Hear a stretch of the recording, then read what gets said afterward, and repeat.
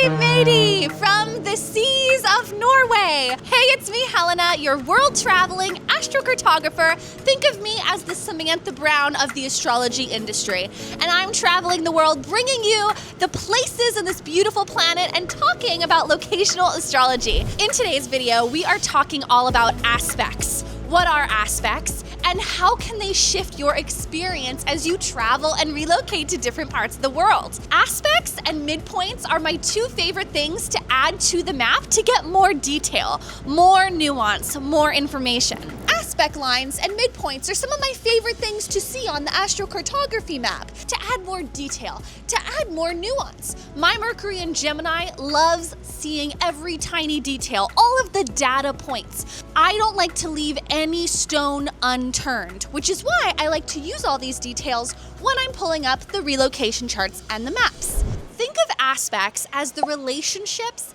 that two planets have with one another. And in this case, when we're talking about astrocartography and locational astrology, we're talking about the new aspects being made to angles. Now, when a planet is aspecting an angle, especially the ascendant, which is you, who you are, how you feel, your identity, your persona, your attitudes of how you see life, these aspects to the ascendant are so key when we're determining where we want to live and travel. I'll give you an example. Let's say that Uranus is trining your ascendant in a certain location.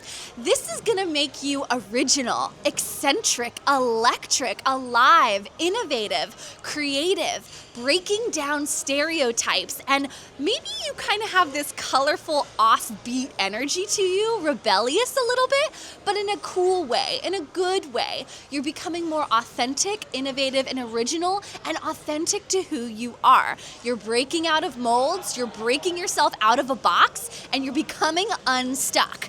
This is Uranus trine the ascendant. But let's say you have Uranus squaring the ascendant, your identity, who you are in a certain part of the world, a location on the map. Then this can make you confused or having a sense of wearing a mask, or maybe you're rebellious for the sake of being rebellious and there's no productive good energy coming from that Uranus square.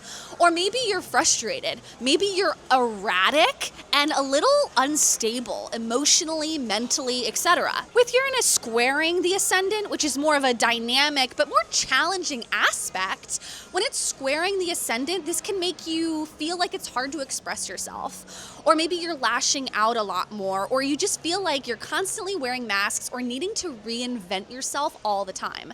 Like maybe you're having to try new personas, or there's just this sense of you're kind of up and down about identity and who you are and what you want to do. This can be frustrating when it's squaring the ascendant. Here's another example of Neptune trining your ascendant. Now, trines are supportive, harmonious. The harmonic aspects bring good things.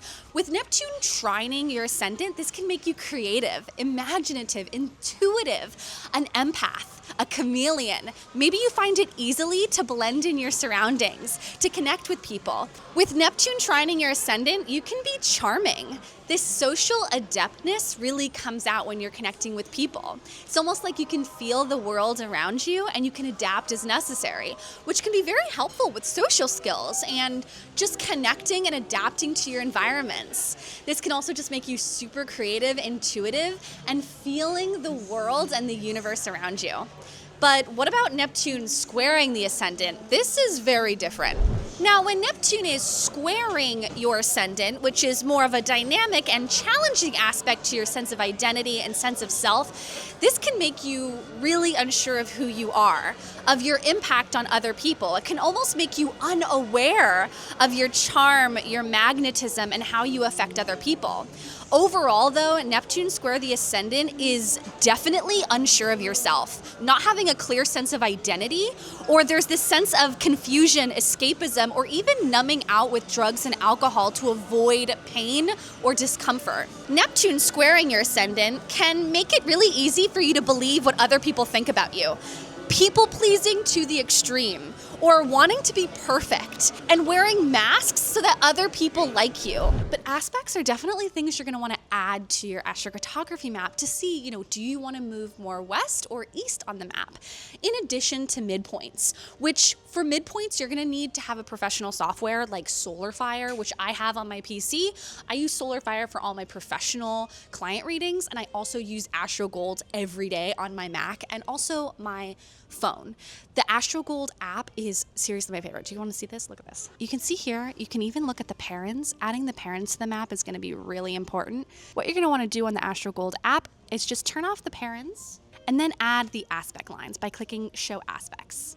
Once you toggle that on, you can also select which aspects you want to use. For instance, here I have the oppositions, trines, squares, and sextiles. These are the ones that I always have consistently on my map.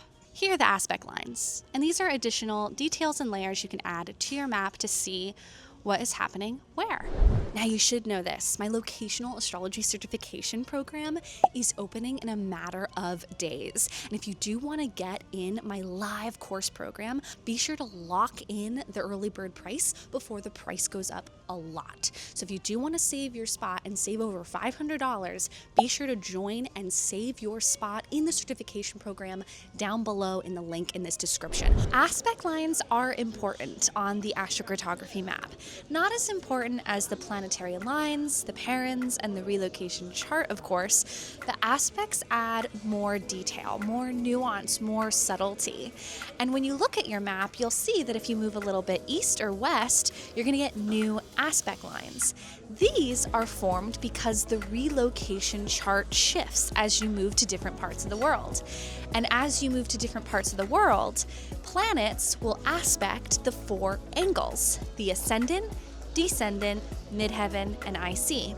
These 4 angles in the chart are moving or shifting degrees as you relocate to different parts of the world.